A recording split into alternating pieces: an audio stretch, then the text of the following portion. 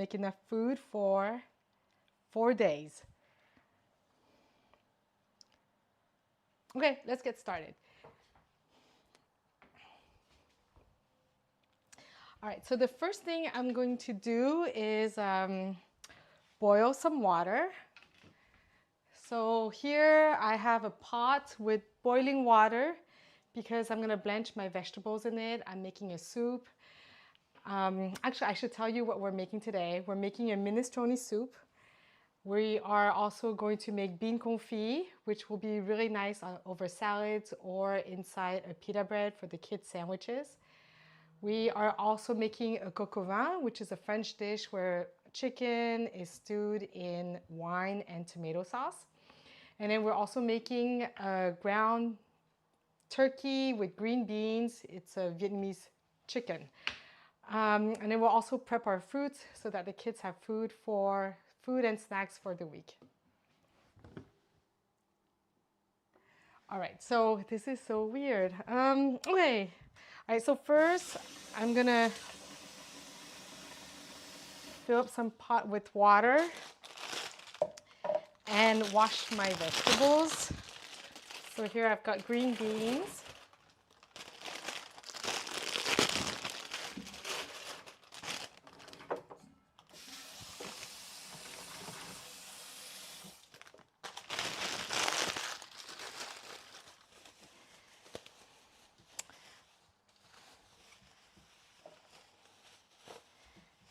And then I'm going to show you what's happening here over in the cooktop. I have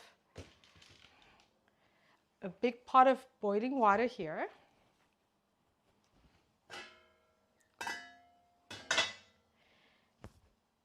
And what you need to do is to season it properly because we're going to use that for our soup and to blanch our vegetables. So I have about 12 cups of water here. And I'm going to use about half a cup of salt. The key to making really good food is getting the seasoning right. So here's about half a cup of salt. Pour that in.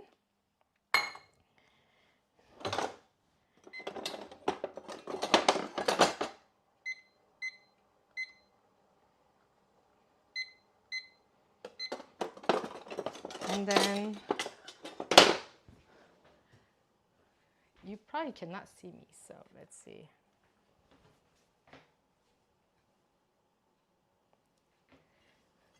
So now I'm going to let the salt dissolve.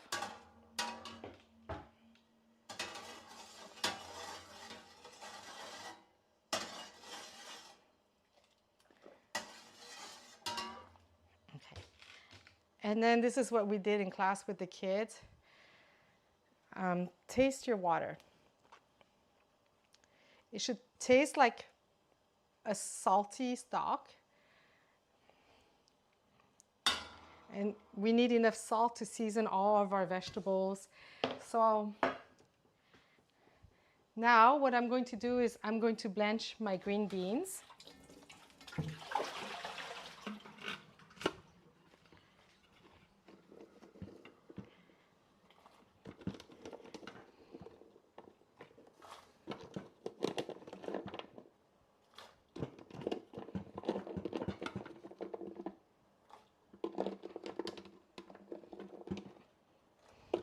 Okay.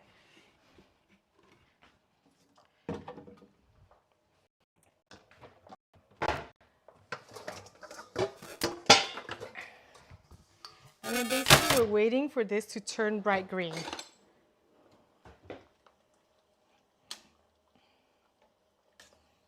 We're almost getting there. And you definitely don't want to overcook this because we're still going to be cooking it with the chicken. So this is good enough for me. You see how bright that is now? That's great.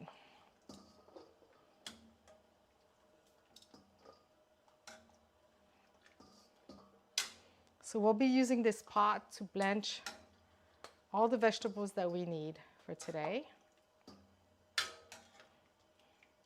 It's going to make us a vegetable stock, which is going to be the base of our minestrone soup. You can also use this for pasta water. Okay, so I think this is good.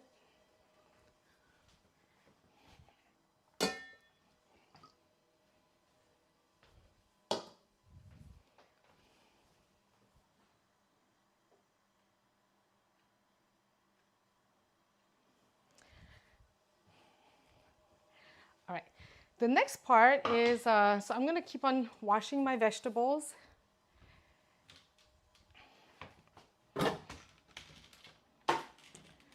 What I love about the minestrone soup is that you can use pretty much any vegetable in here.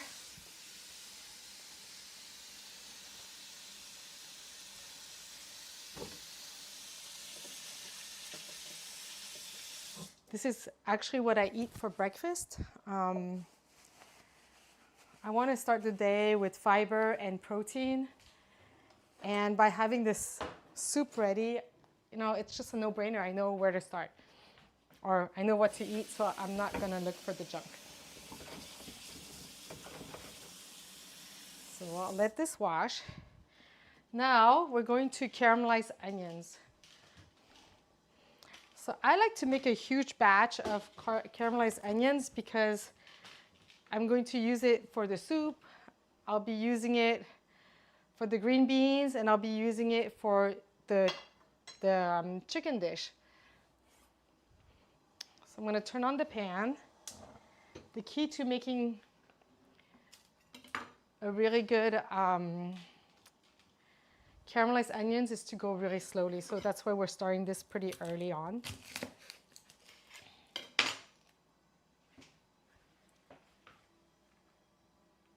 How come I don't see me in here?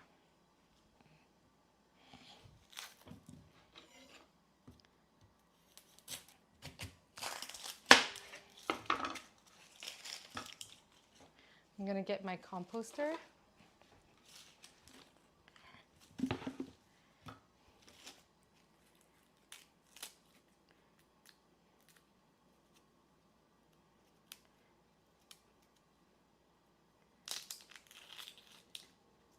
Did you know that the label that they stick on vegetables is actually edible? I used to remove it before putting it into the composting bin, but I guess if you can eat it, you can compost it.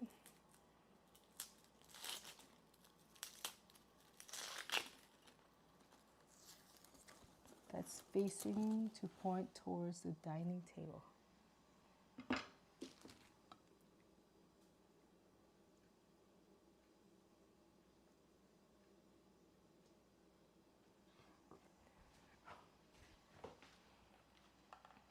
Okay. All right.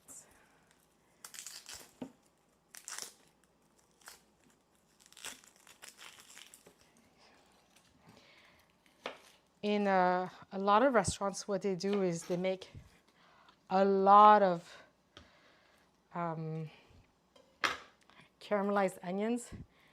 It stays in the fridge for a long time. You can actually freeze it if you want to, so that you don't have to go through this step over and over again throughout the week.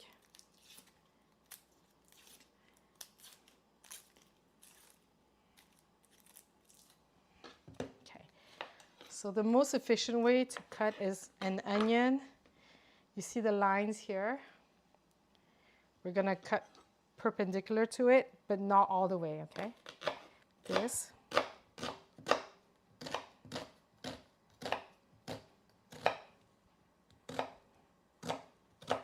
And then turn it around, follow the lines.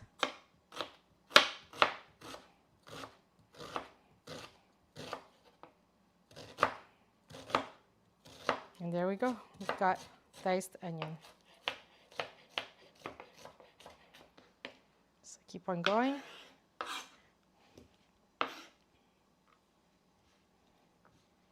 Again, perpendicular to the lines of the onions. Don't go all the way.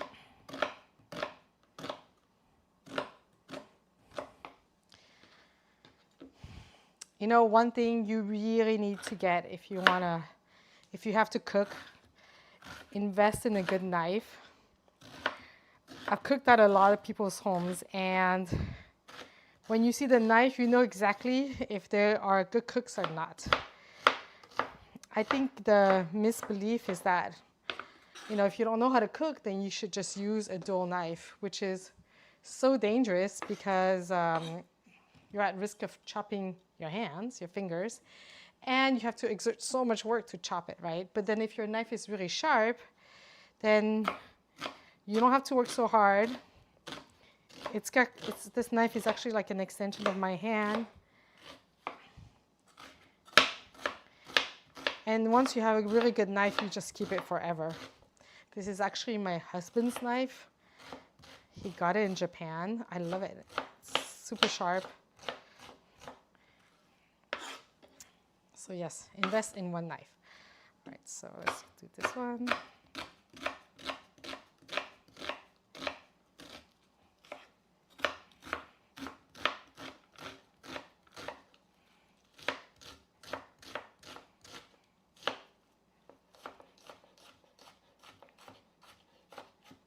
So we're done chopping our onions.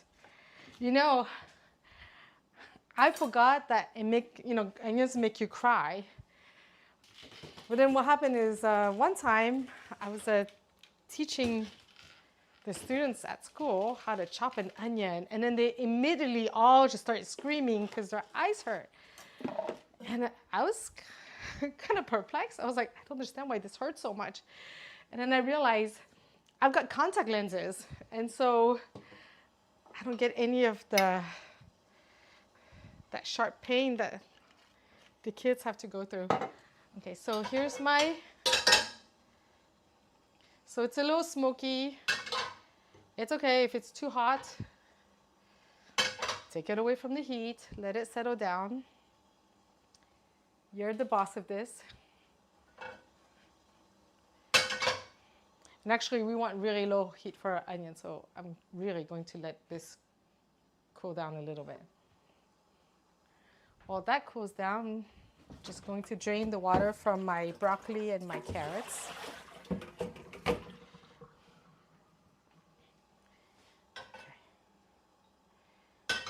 All right, so now let's put the onions in.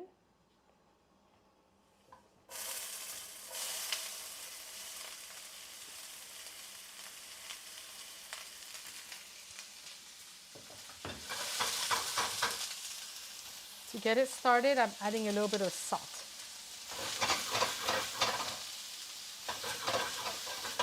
All right, really low heat. We'll just come back to it once in a while to make sure that it's caramelizing nicely.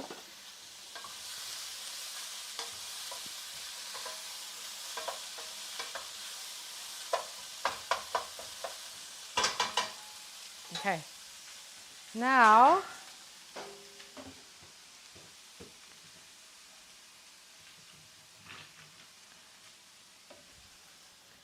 I'm going to go back to chopping my vegetables.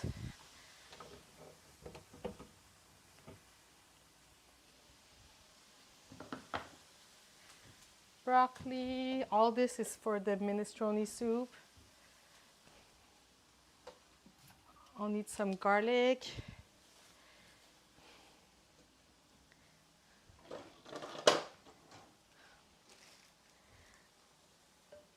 When meal planning for the week, when I'm selecting, what kind of dish I want to make, there are a few factors that you have to consider. One, it needs to be a dish that tastes good, in 2 or 3 days. So I avoid, cooking a fish and reheating that, 2 days later, because it just doesn't taste great. So if I'm going to serve fish, what I'll do is I'll make a marinade for the fish and leave it in the marinade. And then, 2 days later, if it's dinner time, then I can just put it straight into the air fryer. So I'll do that with, fillets of black cod, for example. In my family, my kids really like a miso black cod. That's the recipe from Nobu. It's savory sweet. Another thing I'm going to consider is, I'll look for inside my fridge and see what I have left, right? So if I have vegetables left, like this old carrot, then, you know, I'm thinking, okay, I'm going to saute or turn it into a soup. Another thing is I'm going to try to find ingredients that overlap each other. So for example, my minestrone soup has beans inside. I'm going to be using canned beans. And so I'm also going to make a bean confit dish because I don't have to, you know, I can just buy a few cans of beans and not have to buy so many different ingredients. However, the two dishes are super different. You know, bean confit and minestrone just taste completely different, and they're going to be prepared very differently. So here, I'm going to be chopping my carrots for my minestrone soup. So the basic of a minestrone soup is you have a stock, which is either like a chicken stock or a vegetable stock. You have an acid, like some tomato puree. You're going to have the vegetables in there. If the kids are eating it, I would add some pasta inside. And the key is, I never cook my pasta inside my soup because the pasta releases the starch and it just makes it so gummy and turbid. So I'll boil my pasta separately. And then when it's dinner time, then I will put the pasta at the bottom of the bowl and then ladle on top my soup.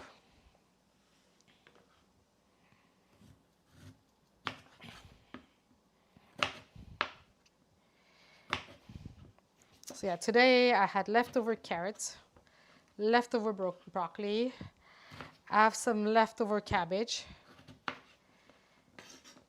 So this stock here, because I have a lot of broccoli, I don't really feel like overfilling my soup with it.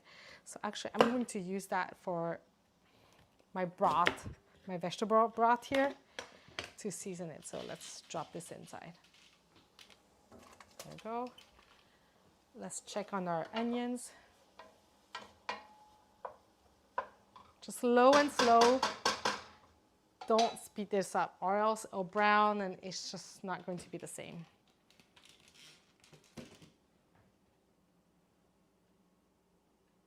Half of the frame is my fridge. Aha. Oh my God, this is so slow.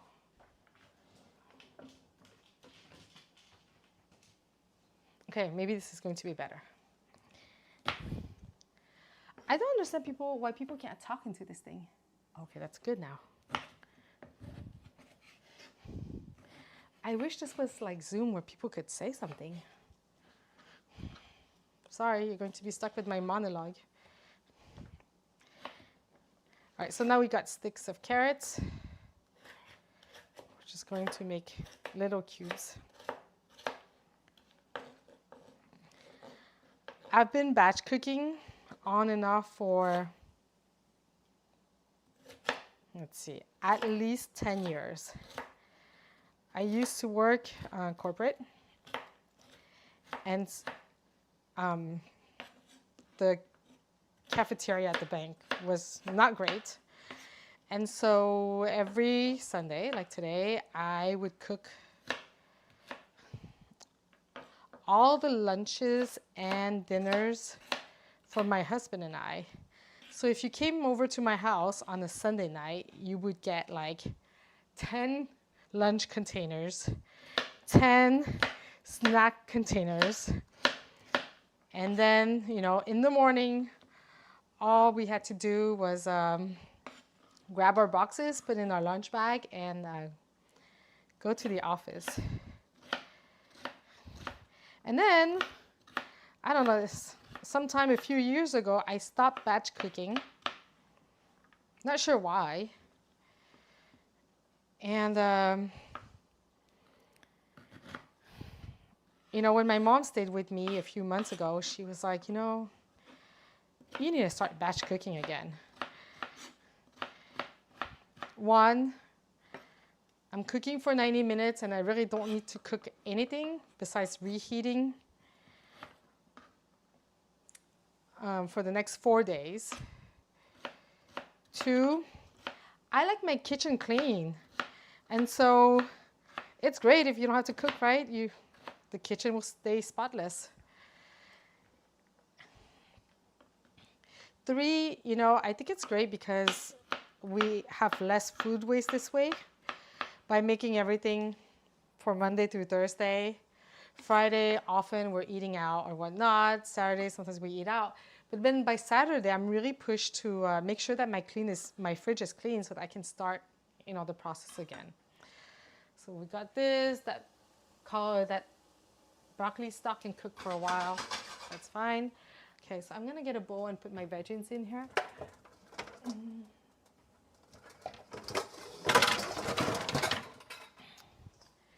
The key to making a really good soup is to not just dump the vegetables in boiling water. It's not great. The key is actually to saute everything in a little bit of olive oil.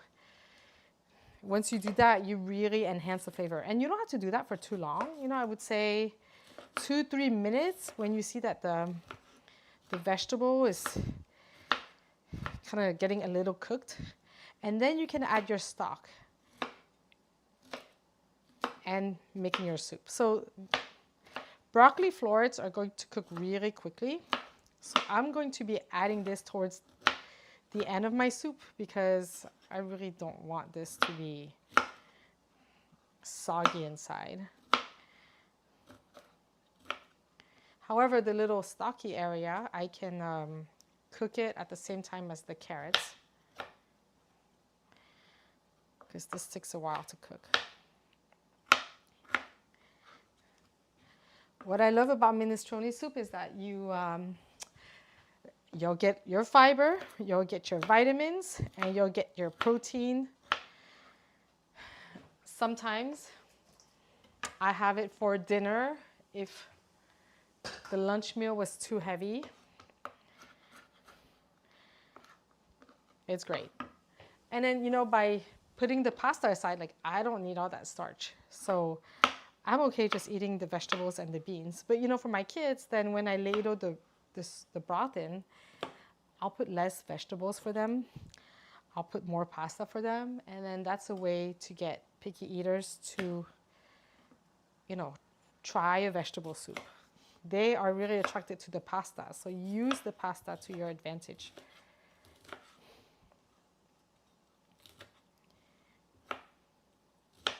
Okay, so we just want bite-size, even pieces. You don't have to be so meticulous about this. Okay, so I'm going to put this in another bowl because this will cook quickly. So here's, I'll put the broccoli inside. And my cleaners come on a Monday, so that means I can make a mess on Sunday. Okay, so I'm gonna give this a rinse.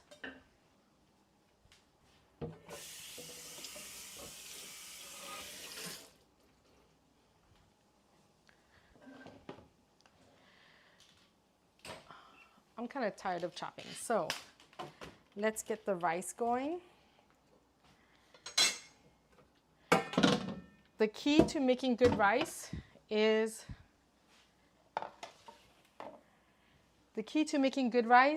to rinse it a lot. So here I have 3 cups of medium grain or short grain rice.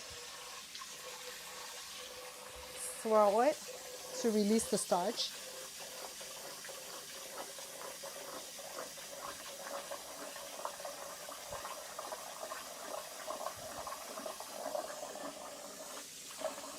You see how starchy that water is?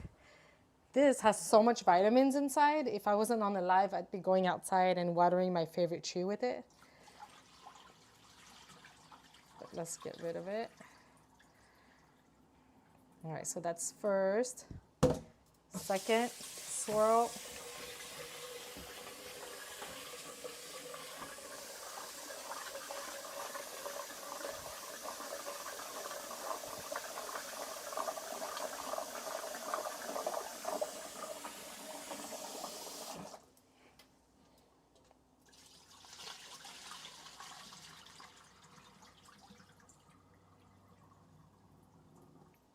And then third time.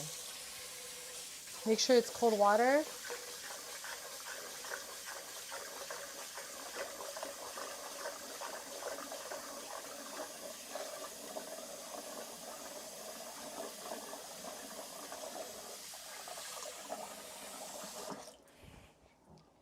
Every rice is different, but in general, if you're making a short or medium grain rice, you'll be using a 1 to 1.1 ratio. So here I have 3 cups of rice, so I'll use 3.3 cups of water. Let's remove all that starchy water. We want to do this because if it's too starchy, then your rice will be all soggy, kind of sticking together. It's weird. What I want is, it is short grain rice, so it has a stickier property to it, but I also want the grain to be as fluffy as possible. So here I'm going to measure my water. So I'm gonna go for 3.3 cups.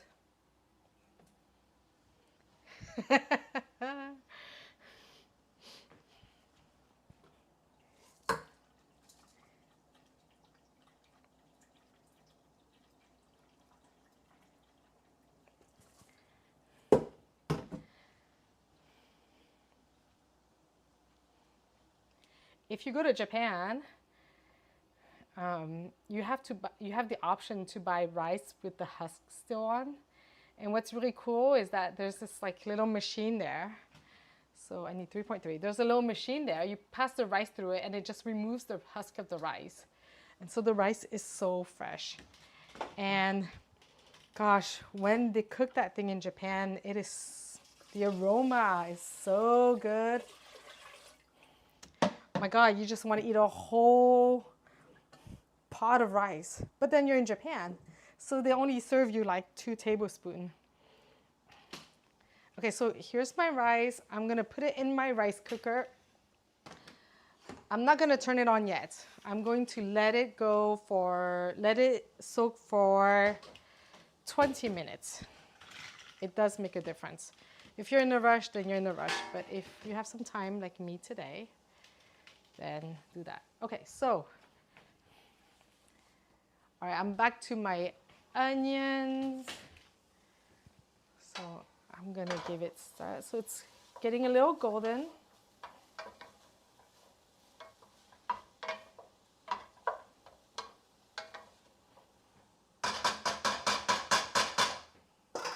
Oops, I forgot I put the broccoli in the wrong container. Okay, so I have this. Shall we continue washing our stuff? All right, back to washing. I don't need this anymore. Get rid of it. Okay, next I'm going to wash my zucchini. That's for my soup. I've got lettuce to wash.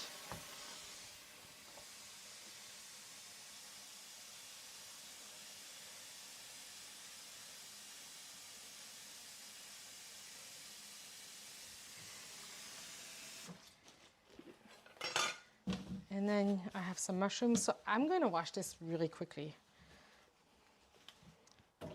The mushrooms are like little sponges, so they want to absorb all that water. So I'm just going to give it a quick pass.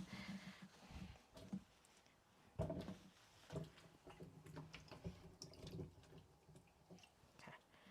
So we're done with the mushrooms. And then, what do I want to show you? Oh yeah, so this morning, coco vin. Oh, I forgot to turn on the light. Oh, I must turn on the light. Coco vin, you want to, basically I have chicken drums here, And all I did is I poured a bottle of wine over this. This is going to marinate my chicken. If you have overnight, that's best. But I did it this morning and I think that's sufficient. Okay, so now I'm gonna keep on chopping. I'll also wash my cilantro.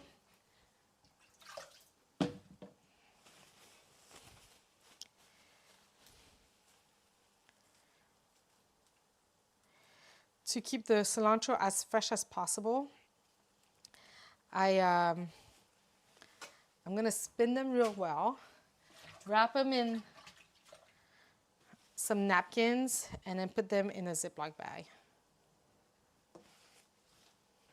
Okay, so I think we're done. After that, all we need to do is wash our fruits for the kids' snack.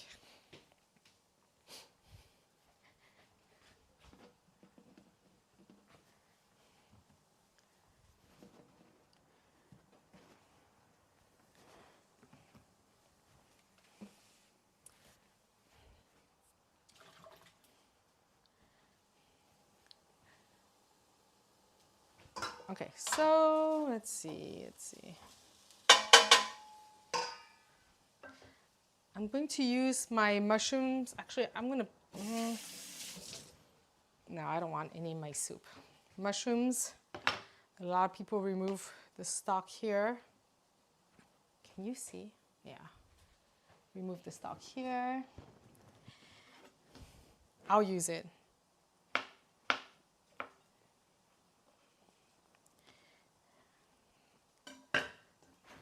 My cutting board is a little wet. Oh.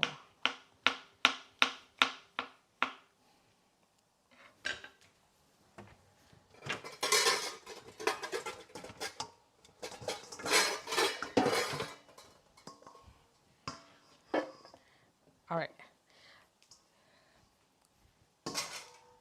Since I'm continuing my monologue here, this is how you hold a knife. Okay, so let me take this out. Your nails touch the vegetable, not your fingertips, because you'll chop off your fingers. My nails are here. I make a natural wall. To hold a knife, thumb, index, pinch the knife, and the rest of the fingers wrap around the handle. Nails back in. And that's it.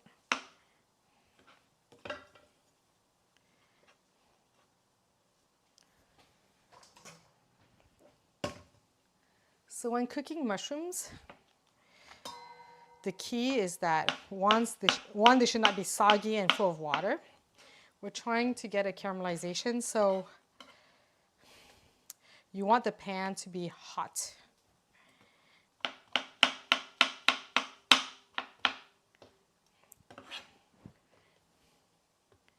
One day, I was teaching the kids how to make mushroom crostini, and the pan that we had at school had some like oil burns on it, and I don't know, I didn't think about cleaning it or like really scrubbing it. And so what happened is, the moment I put my oil in it and my mushroom, it just caused like so much smoke. Toss this. It caused so much smoke. And anyways, we have a really bad hood at school. And so next thing you know, the fire alarm goes on. And the entire school has to evacuate. Meanwhile, we're in the kitchen trying to deal with this smoke. So one of the instructor has like a towel, is trying to ventilate it. Another person's like trying to open the windows. And it's really not that bad, okay? The smoke is really not that bad, but we just had a really bad hood. And anyways, so here I am, I'm with my pan and my mushrooms, and I'm like, oh, I don't want to, I mean, it's fine, you know, I just got to finish cooking this. So then in order to stop that smoke alarm, I take the pan outside, and at this point, I have no idea that like everyone's being evacuated. And so I'm like holding my pan outside, and then the teacher who was evacuating herself, she sees me and she just looks at me like, oh my God, what are you doing? Yes, it was me who caused this fire alarm. But I must say, it was worth it. The kids, picky eaters usually really hate mushrooms. The kids in that class learned how to eat mushrooms. And actually, we had good mushrooms. We had chanterelles. We brought a nice loaf of bread. My son loves mushrooms. My daughter, who did not take the class, doesn't really care for them. Okay, so I got my zucchini.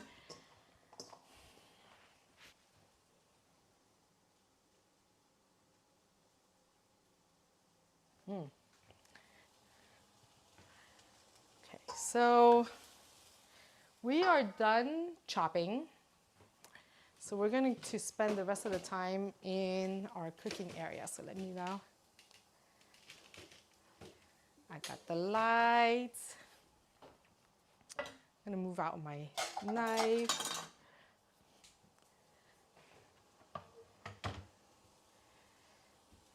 So the onions are good. So I'm going to start my soup here. Oh, I forgot to crush my garlic, but that's okay. I'll just do it here. So here's my pot. Oops. I'll keep it closer to me. Let's see. All right, what to do with this laptop? What to do with this laptop?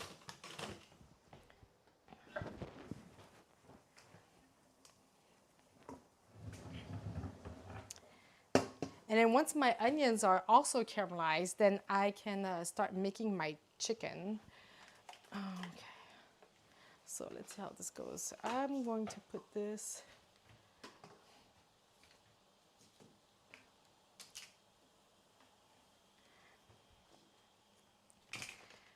Let's see.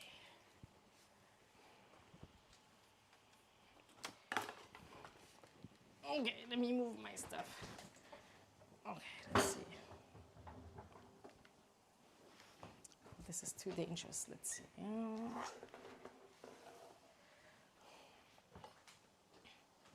Okay, put this here.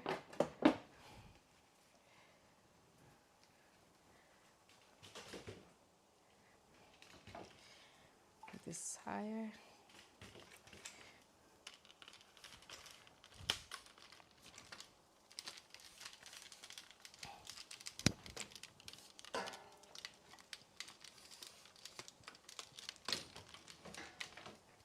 So let me move my camera. Okay. All right, so let's start with the soup. So the pan is getting warm. I have my onions here, my vegetable stock. So I don't know if you can see anything here. Oh, I have an idea. I know.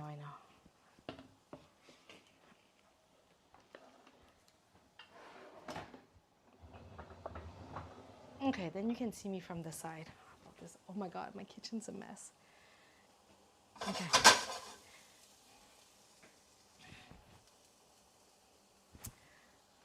Okay, so pan is getting hot. Pot is getting hot. Going to add my soup right here.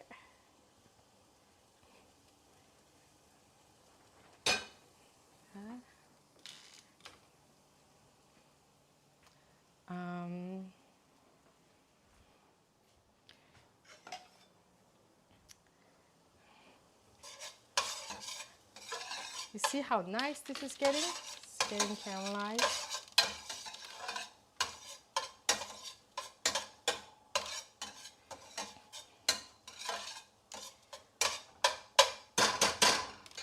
Okay. So we're gonna add this right here.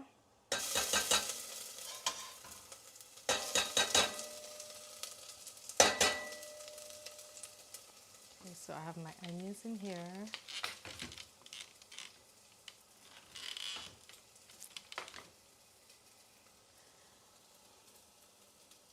Maybe move your island.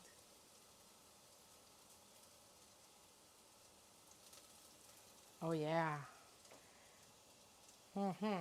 Good point. Somebody's giving me really smart comments. Okay, here we go. We move again.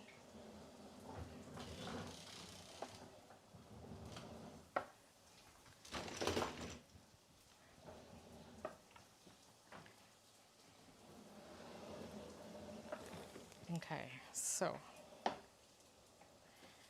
I got this.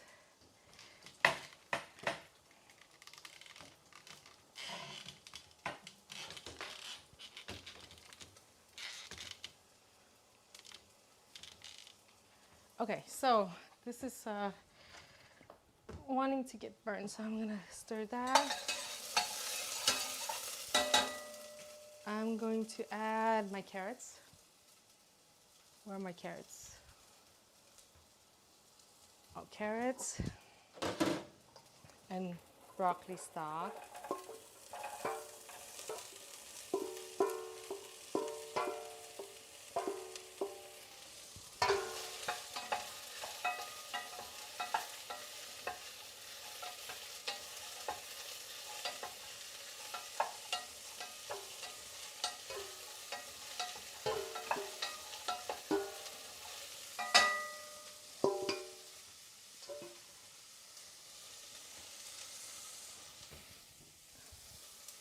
I'm going to get 1 can of garbanzo beans.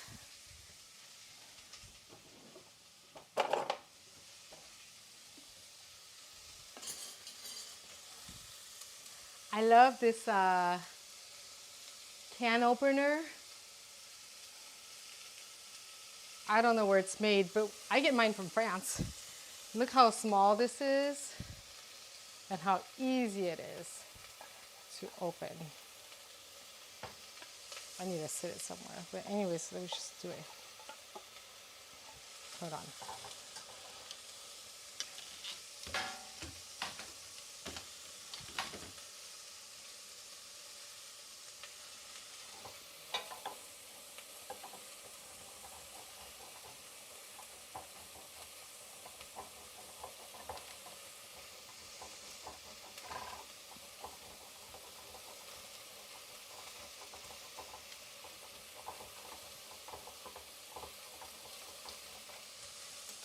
Okay. I'm going to drain it and okay.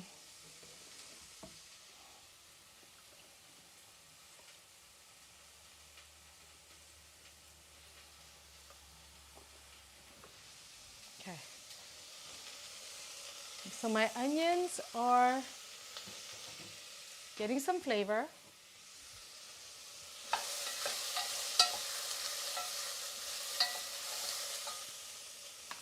I don't think you can see anything.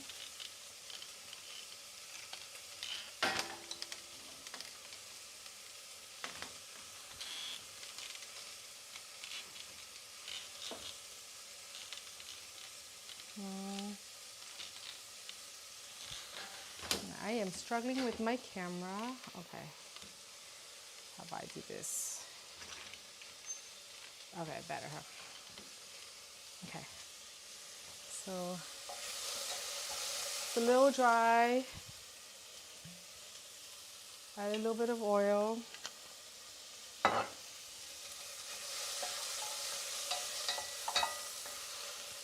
going to add in my garbanzo beans.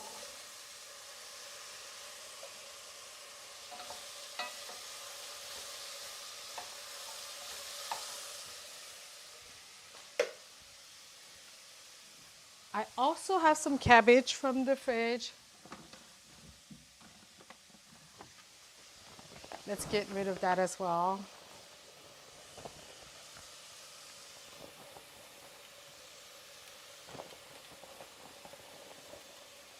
Just shredded cabbage. Oh, I don't like that piece there.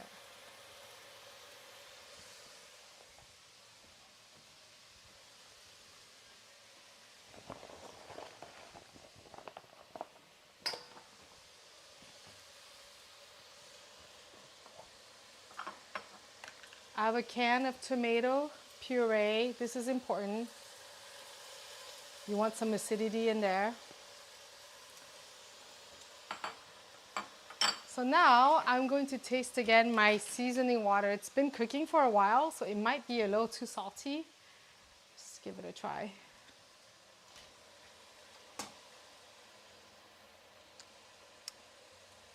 It's a little salty, so I'm gonna do half of this and half of just fresh water. So clean this up.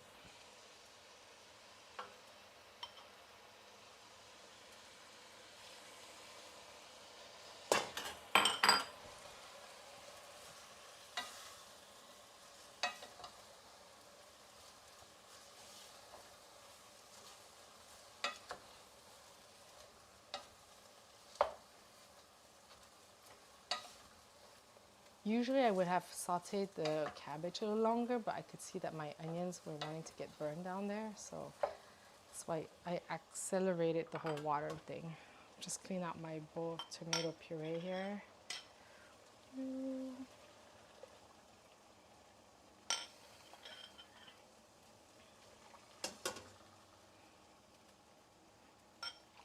Okay. I'm gonna add in some water.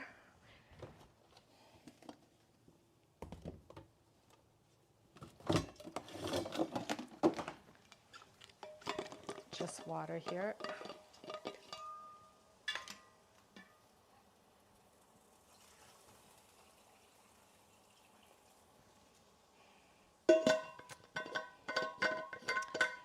So once the vegetables are tender in there, all I need to do is add in my my zucchini and my broccoli.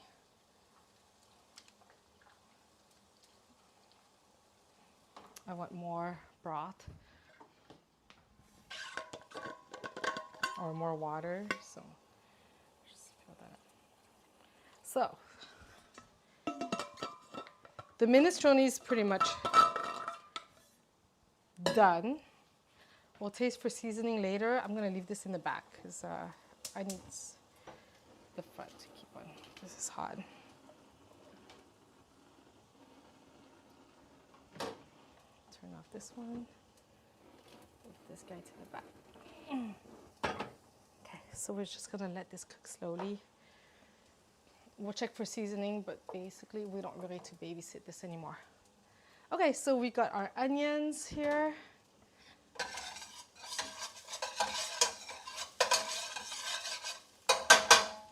Let's make our green beans and ground chicken.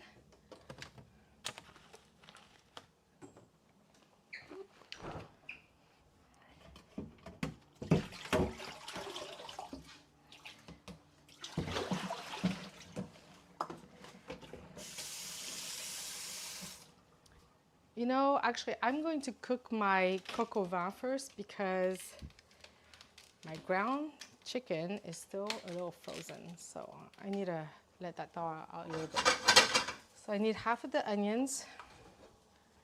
I'll keep this for my Vietnamese chicken and green beans.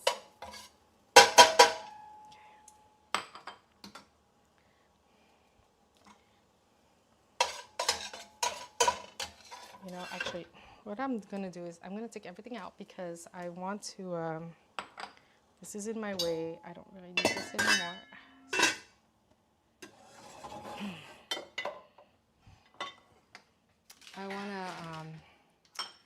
I wanna start with the empty pan. So I'll put the onions in here for now. We'll use them later. This pot has the water inside,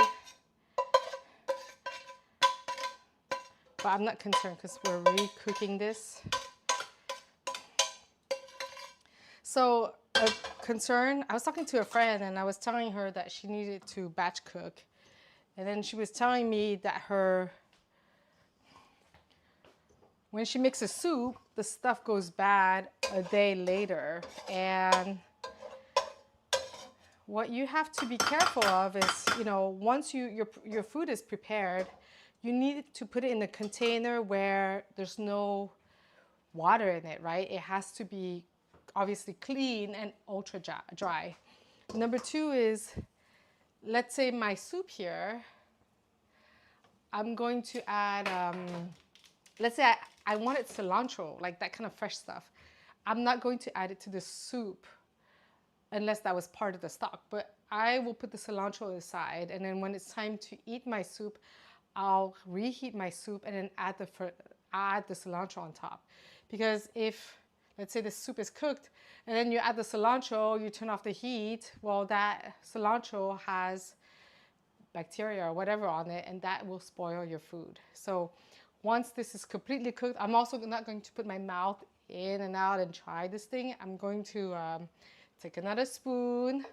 They call the big spoon the mother spoon, and then you feed it to a smaller spoon that you will actually try. And then you can, so that you don't contaminate what you have. So here, my pan is hot. I'm going to saute my mushrooms. So mushrooms, in general, you don't want to overcrowd. This is a bit much, but I think that's okay. All right, so that's my mushrooms. So for this pot, I think I have about, I'm going to say probably 6 cups of water. I don't know if you see me in this thing. The lag here is killing me. Anyways, let's go on to the chicken. So actually we need to get back here because the chicken, well, I'll show you, maybe I'll do it here. So this is back. Okay, so here's my mushrooms. It's a little dry in here, so I can add a little bit of oil.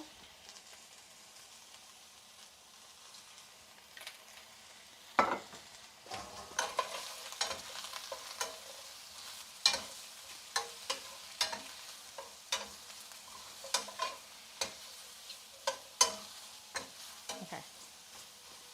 So in general, when you're cooking mushrooms, you do not season it in the beginning because adding the salt will extract the water out of the mushrooms, which we don't want. So for now, we just want that hot pan. We want to sear and kind of leave them alone until you get this nice caramelization like that. All right, so now let's deal with the chicken.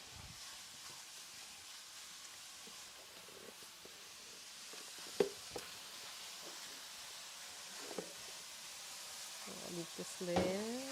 This is dirty.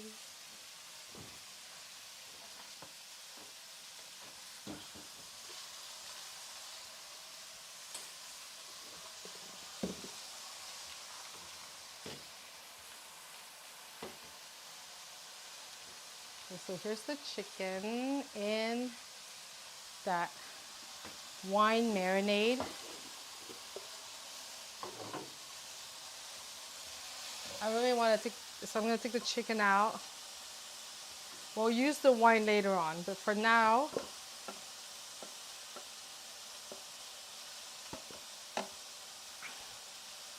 I want to remove as much liquid as possible because I want to get a sear on my chicken.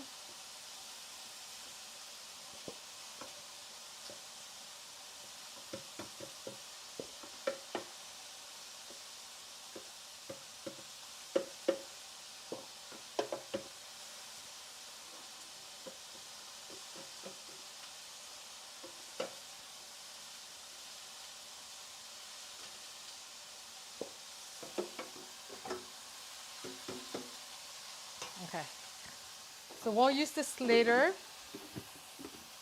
I'm going to dry this off.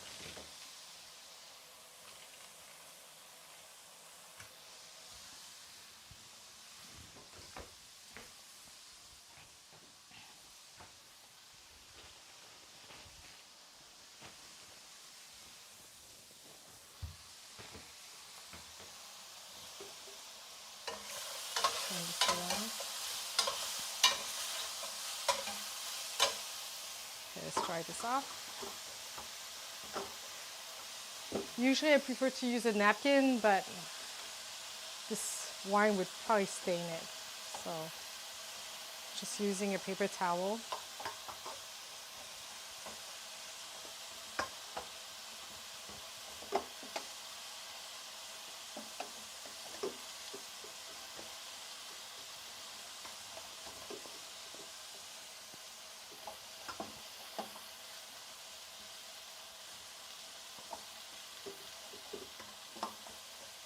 I need some more.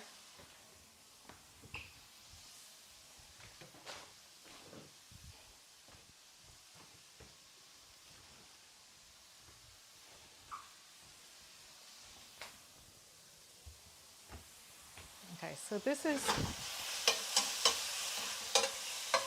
good. I'm gonna season it with salt.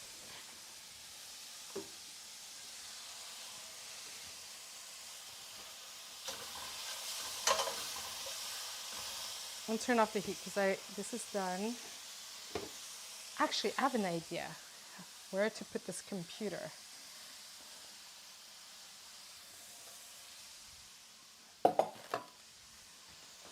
I'm gonna put this computer here. So let me do something here.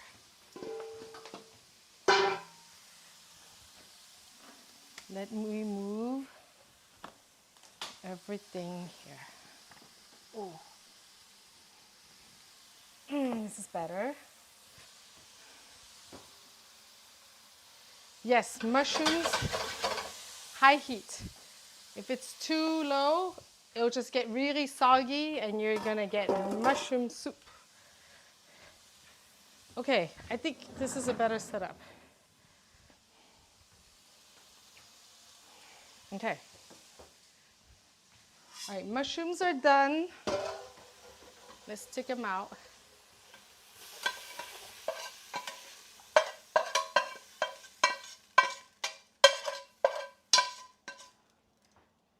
You see all that bits at the bottom of the pan? These are good things. Lots of flavor in here. So we'll add this later on. So that's why I'm not so concerned. Like this tongue has touched the chicken. So yeah, I would not eat this. This one will go back into my coq au vin. So I'm okay with that too. Okay, so now we're going to add the chicken. And of course this burner doesn't turn on anymore. Oh, you gotta be kidding me. Let's just use this one.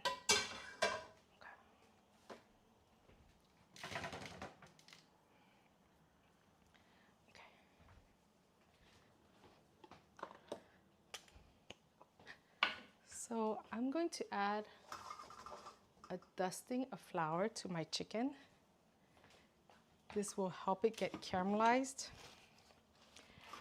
It'll seal in the juices and it will help thicken the sauce. So I'm drying the bottom of this. Too much moisture.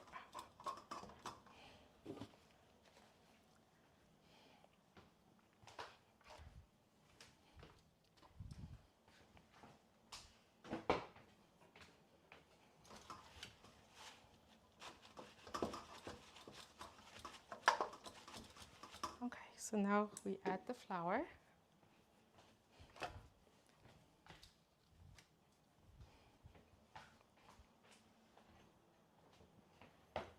Just like this. It's a dusting.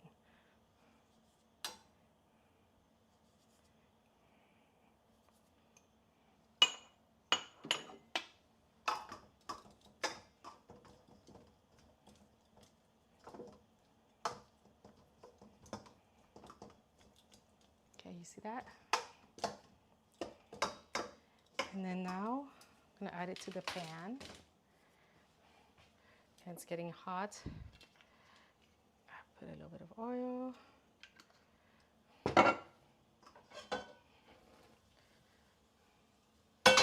And add the chicken.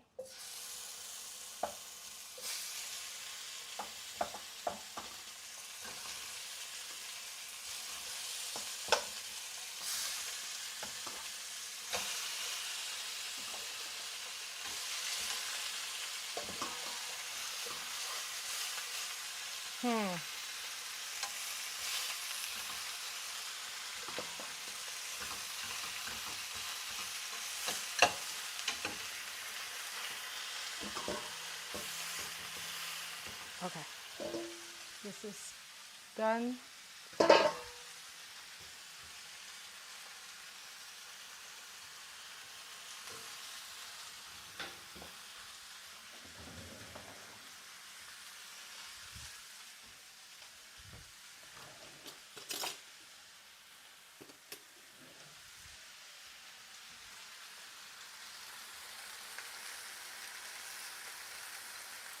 So cooking the chicken, we're going to go for a medium high is okay. If I was just cooking this and not in a stew, then I would do a medium for sure, right? Here, we're going to make a wine sauce out of this. It's gonna cook in the sauce, and so you'll have that time to really cook the chicken through.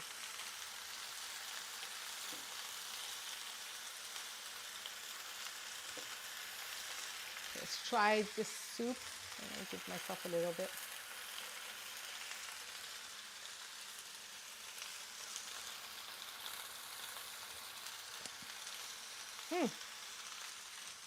Pretty good, but it needs more salt. The way my mom taught me how to season is when you taste it, you should feel the salt kind of lingering in the back of your throat right here.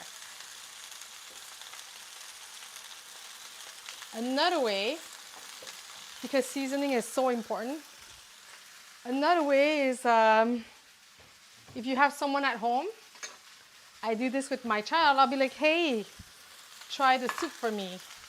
And because she's, when you're cooking, you don't really see the big picture, and then you try, but you're not really trying because you're so busy cooking.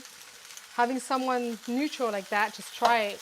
They'll be a better judge at determining if it's salty or not. So this is getting caramelized. Did you see how pretty that is? Look at this color.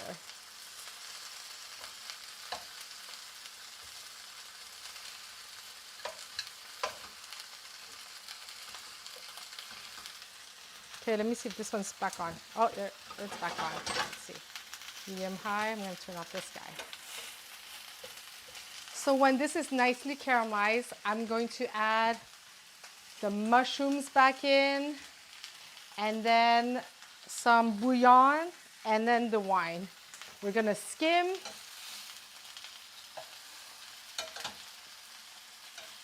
And that would be the pan for that, guys. So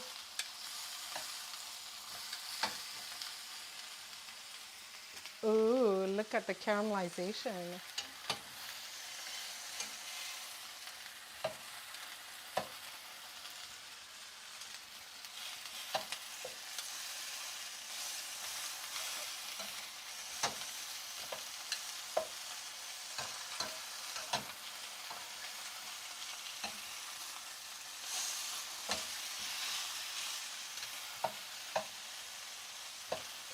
Okay. We'll let that be.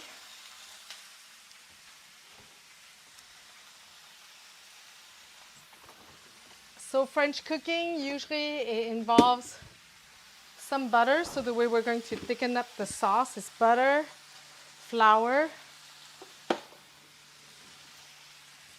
and then wine and the bouillon. So let me get the bouillon out.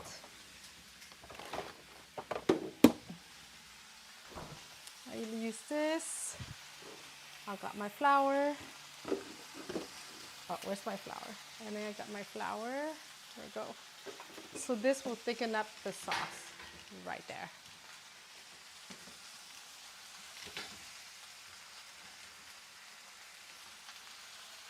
In this stock pot right now, if I want, I can make some pasta, drain it, and then put it aside. So when the kids want to have some soup, I'll add a little bit of this broth, a few veggies to the kids' soup.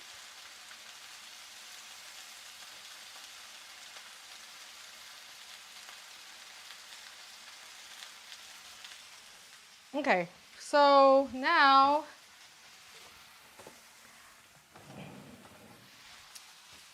I'm going to show you how I make my ground chicken. I need a pot.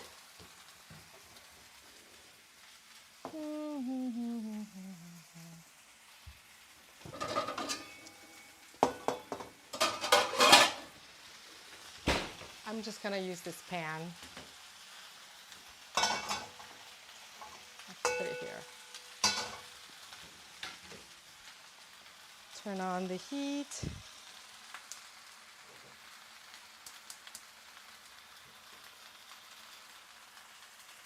Well, this burner doesn't want to work, so I'm going to use this one. Okay, this one works.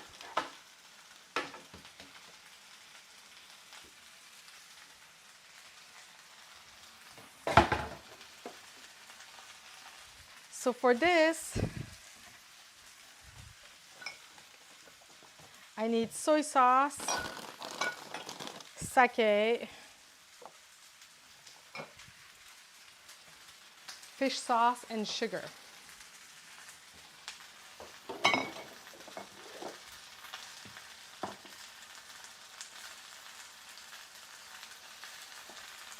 Okay, so the ratio is so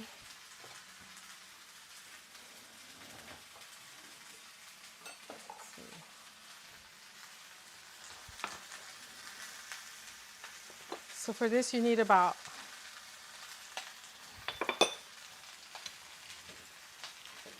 2 teaspoons of sugar,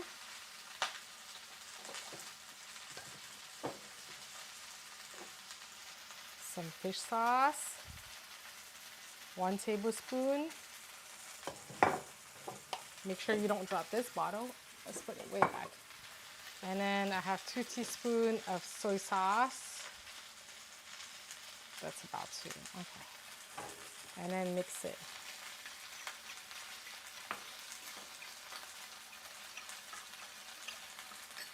Let me see if I remembered it properly.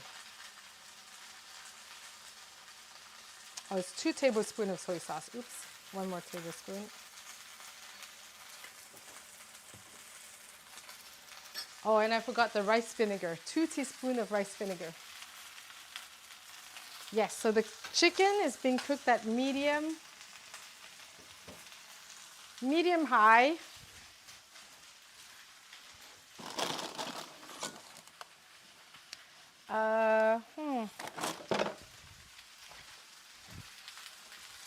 And then I'm going to add a little bit of rice wine vinegar, 2 teaspoons. And just mix it.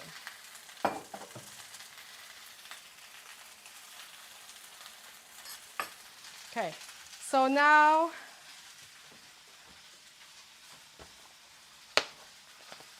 my ground chicken is still frozen, but that's okay.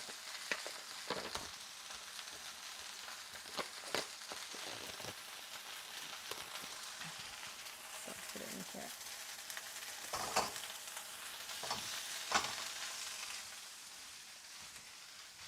Wash my hands.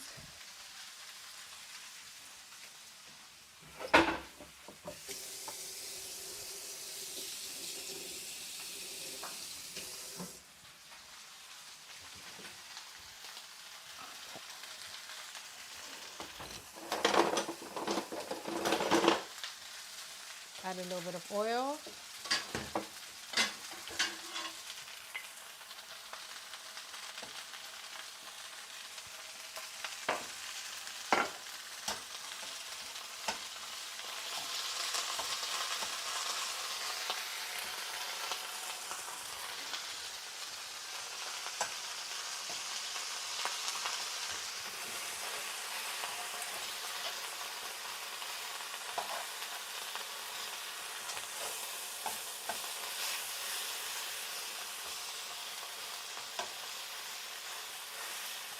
So you can see it's still frozen here, but that's okay. We're gonna make it cook.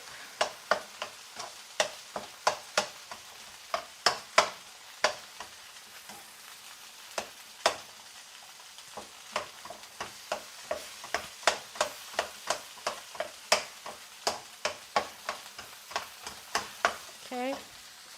I'm going to season it with some salt.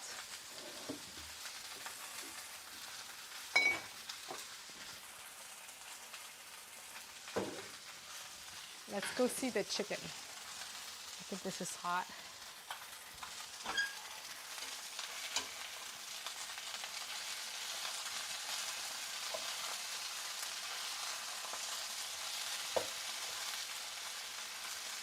Turn the chicken around. We're not trying to get it completely cooked.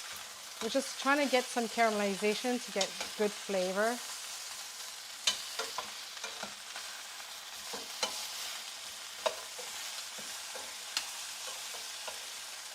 Wow, look at that.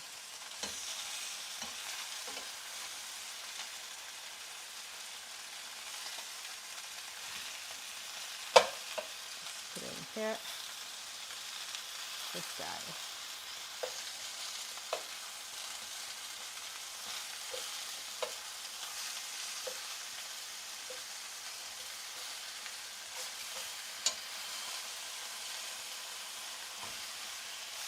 Okay.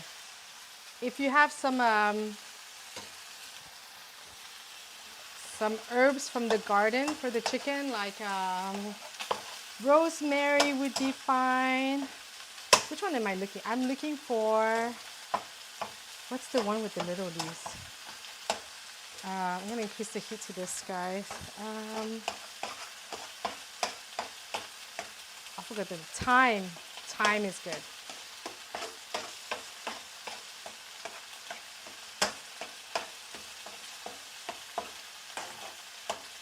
Okay, so this is going to go. My soup is getting a little aggressively bubbly, so I'm going to lower the heat. I'm waiting for some caramelization from this guy.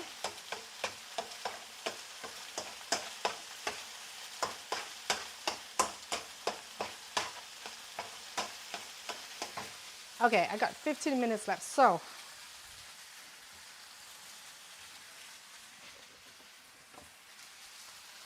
this soup is almost done, so I'm going to add this.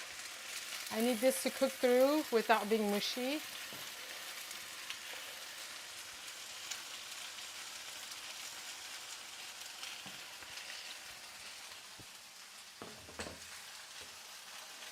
The chicken, I'm going to take it out for now. It's golden like I wanted.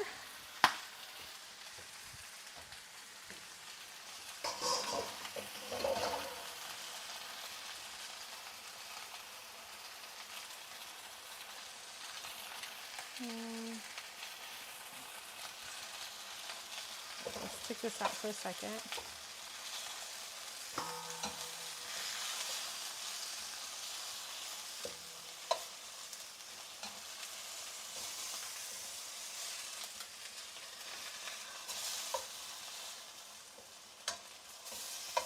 You could easily add some vegetables in here, like carrots and whatnot, but since my pan is low on space, I'm good. I'm gonna pass. Okay, so let's add some butter. So to make a sauce, it's usually equal parts of flour and butter.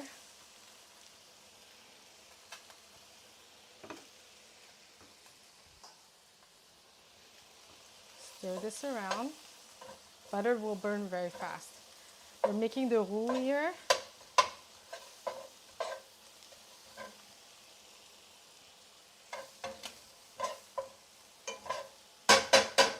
I'm just waiting for it to be a little bit golden. In the meantime, I'm gonna smash this.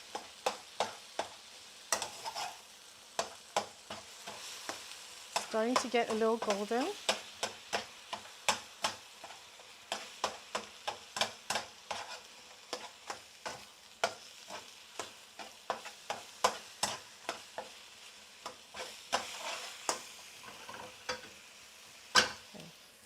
Now I'm going to add in my wine marinade. Oops, can't pour it in. Let's see.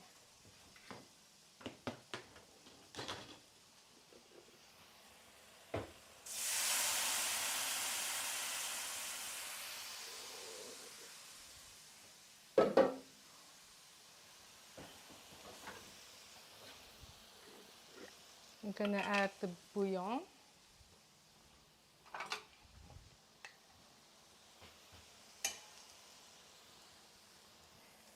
And some of that water. Wow, hot.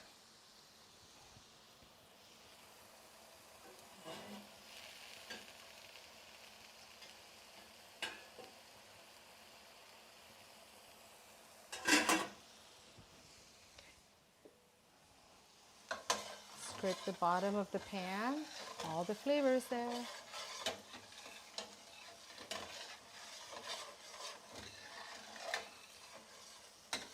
Mix the bouillon.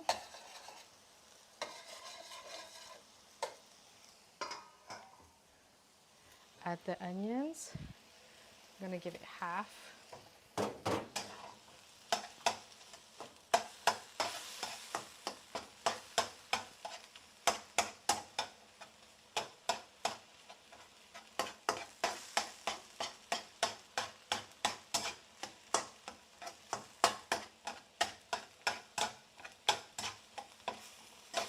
So you can see the liquid is evaporating.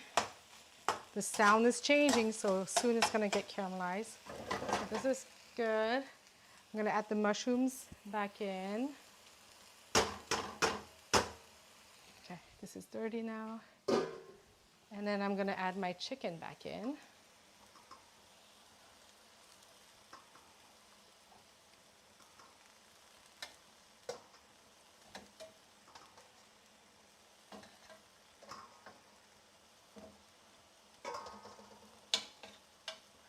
And we're going to put a lid on so that this can, I'm gonna lower the heat too. There we go. At the bottom of the pan, I've got some liquid. Keep it, dump it back in. Put the lid on and you're kind of done with the chicken. The last thing we'll need to do with the chicken is skim it if there's that ugly bubble on top. And let it cook until the chicken is completely cooked. And I'll show you how.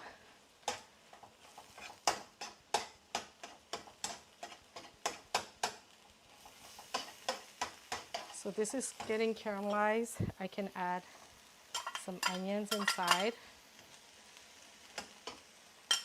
I'm done with this container.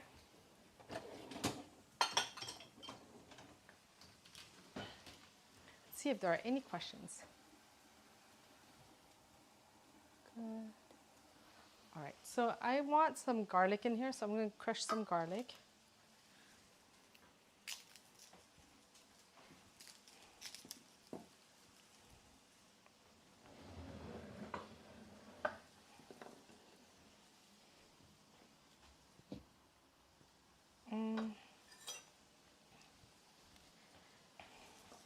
This chicken, this Vietnamese chicken and garlic tastes really good when you add a lot of garlic inside.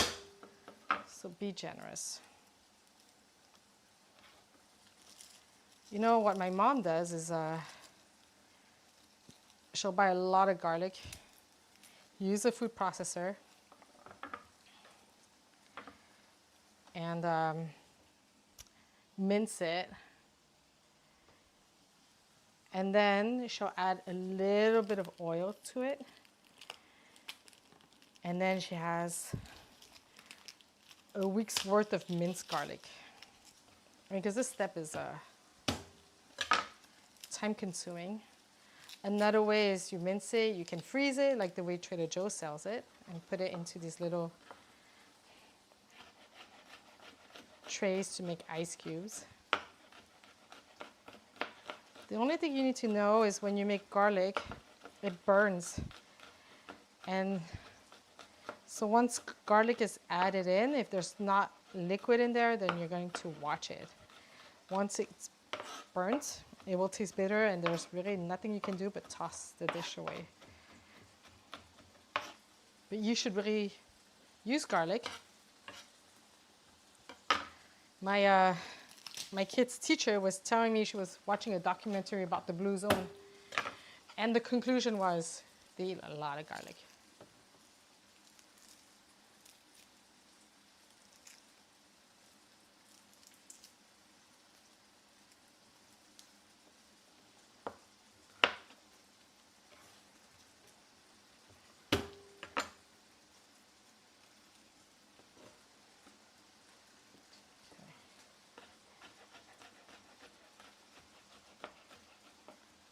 give it a stir.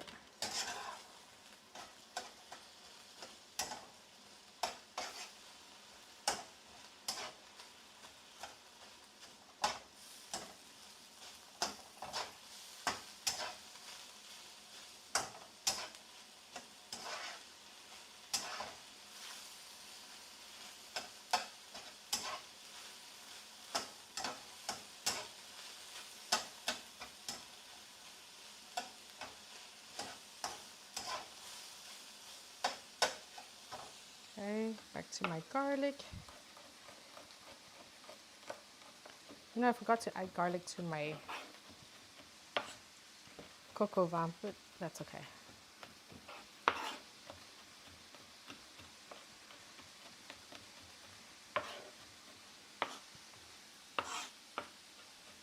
But anyways, I think this whole garlic thing could be true because I know this couple, they're in their 80s and they're in amazing health. And it's not like they go and like work out crazily every day. It's not like they have I mean, they eat whole foods, you know, no processed food, but it's not like they are like, oh, I'm vegan and I only eat vegetables and beans, you know, I mean, they eat everything. But the wife, she cooks with a lot of garlic. And I remember growing up, whenever I came to their house, like when you walked into her kitchen, you're like, oh yeah, we know which kitchen we're in because that smell of garlic smelled really good. Let's see this thing. So you see the sauce is thickening. I'm gonna change spatulas. There you go. The sauce is thickening. The chicken is just gonna cook in here. And then basically, you know the chicken is cooked when it will separate from the bone. This part, there's gonna be a little part where like the blood is kind of oozy, like it's gonna be navy blue because you know like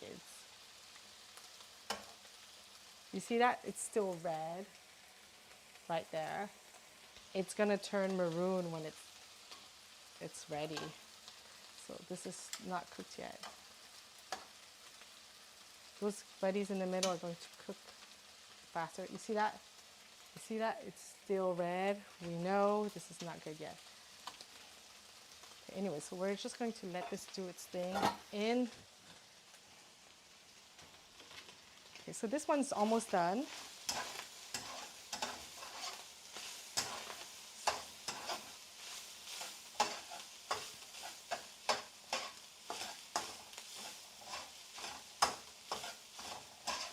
All you have to do now is add the garlic.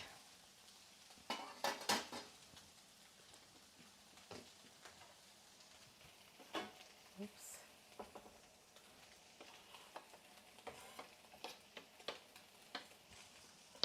Maybe that's a little garlic. Hold on. Maybe I'll use some next door.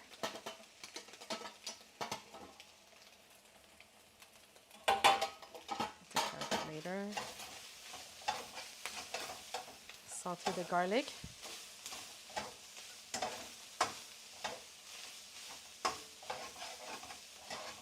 You see how it's starting to stick to the pan? Okay. That's good because I want to make a little sauce out of this, and so I'm going to thicken up with a little bit of flour.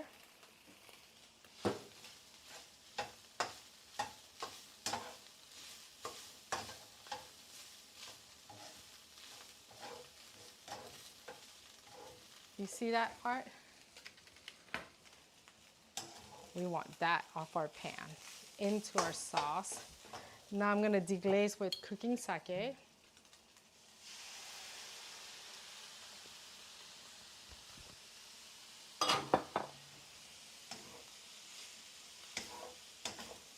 I don't have enough cooking sake, so I'm going to add some more.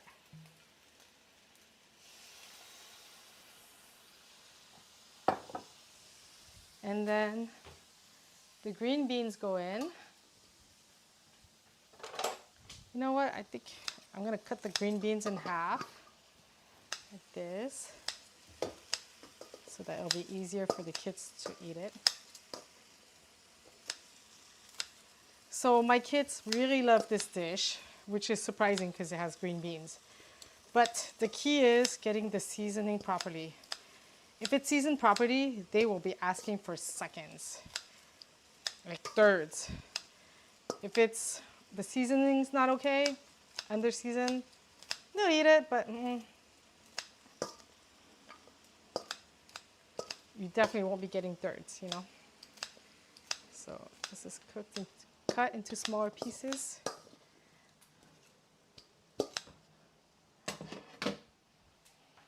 I'm gonna add this to my ground chicken.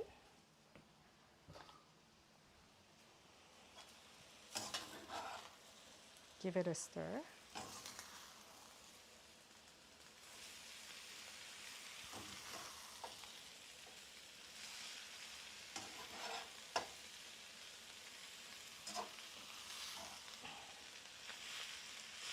Okay, now I'm going to add the sauce.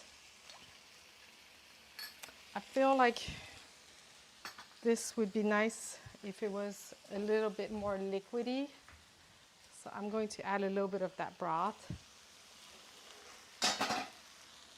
inside. And this will also melt the sugar a little bit.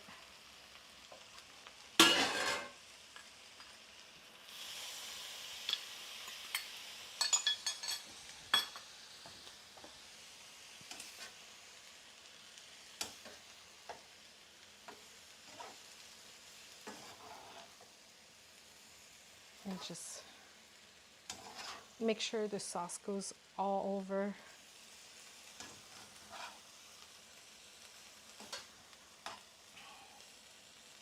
The meat and the veggies.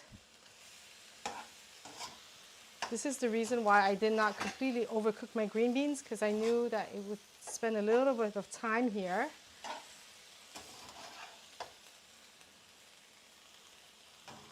Okay. So now you basically want to test for seasoning. The best way is to grab a little bit of rice. Oh, I forgot to turn on my rice cooker. Turn on the rice cooker. Oh, you don't need to see it, right? Let me turn on the rice. You'll try this with a little bit of rice to see if the seasoning is on point.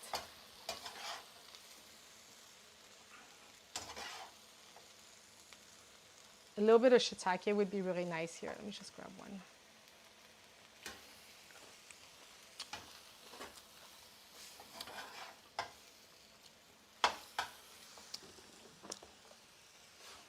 I'd add a little bit more salt. And then a little bit of black pepper.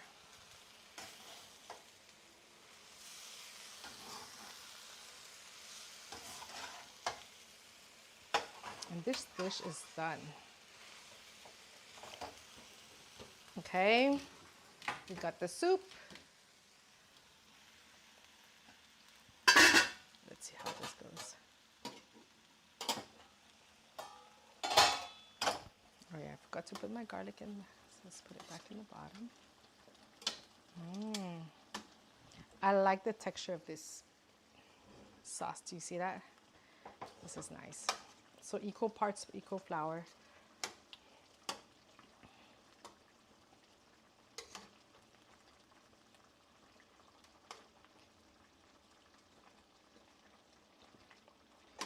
I'm going to taste the sauce to see how we are doing seasoning. I can see that it's starting to stick a little bit to the bottom of the pot a little bit, so I might have to add a little bit more broth. So let's try this coq au vin.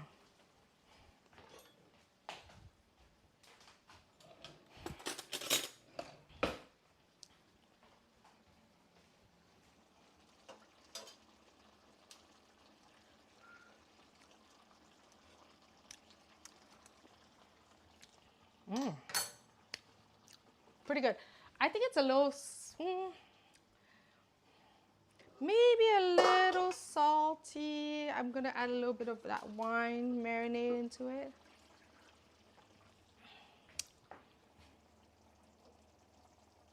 Because it's going to evaporate some more. But this is pretty much done. You would plate that with a little bit of parsley.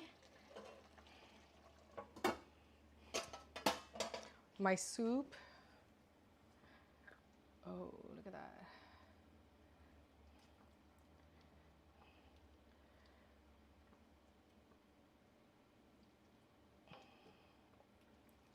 Minestrone soup for the week. So I want to show you really fast how I'm going to get my like the lunches to go. So for example, for my husband, I have these containers. I have 4 of them. And what I would do is I would fill up, when this is done cooking and when the rice is cooked, I'm gonna add some rice, some of this, and that would be Monday. And then Tuesday would be some rice and some coq au vin, right? And then I don't want to give him the same dish for 4 days in a row. For the kids, they have their little lunch boxes, and this I'm gonna cool it, and once it's cool, lid off, then I'm gonna put the lid on, put it in the fridge, and then in the morning I'll microwave it and then put it in their lunch boxes. What else can I tell you? But yeah, the key is when you put this hot prepared food, you want to make sure that your container is dry, no water. And then you make sure that the lid is off so it can evaporate. You don't want all that condensate in here because all that water will accelerate the spoilage. So yeah, I would put the rice, the beans, let it cool off, and then once it's completely cool, once it's cooled, then close it and stack it in your fridge, and you have meals to go. Thanks for watching. I think you're probably done batch cooking. Yes, let's see, any questions? I can't believe no one can ask me a question. Yes, the marinade for the chicken was just a bottle of wine. That's it. Yeah, just wine. Just a bottle of wine. If you want to make it fancier because you have guests over, why is this stick in the camera? Yeah, if you have like friends over and you want to be a little fancier, you can add like half an onion in there. You can add some thyme, you know, some of the herbs, but yeah, that's it. It's just wine. But I think this is a big difference between how you make some of the wine-based dishes in the US versus in France. Like in France, they definitely marinate in that bottle of wine. Oh man, this chicken looks good. It's going to be really tender, a very silky sauce. Now you see that? It was red and now it's maroon. So I'm going to scrape that off because it's ugly. And then I might skim this, but it doesn't really need a whole lot of skimming. Should I plate you a dish? Let me show you. This is how you serve it.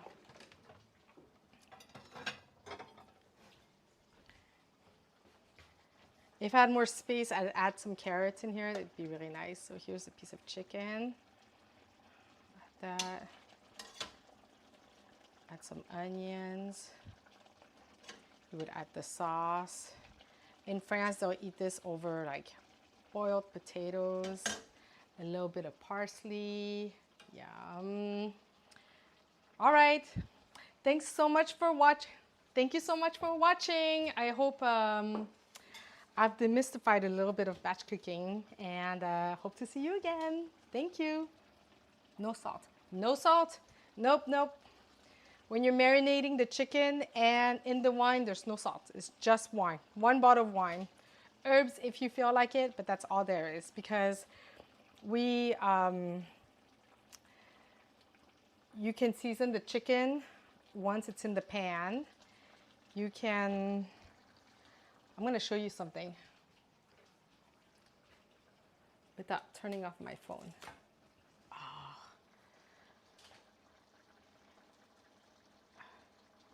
Is my camera still on? You see, I see like a drop of blood still right here. That's when I know it's not cooked yet. Let's give it some more time. Yeah, you just gotta observe the blood lines there. You see that? Put this in here. But yeah, this is really close to being done though. There we go. Ooh, doo. And my soup. Again, if you're making this for kids, add some pasta at the bottom of the boil and at the bottom of the bowl, and then ladle some veggies on it. I don't like my stuff mushy, so this is good for me. And then it's still on. And then what else? That's it. Thanks for watching. I'm gonna go open the windows because it's so hot in here. Bye.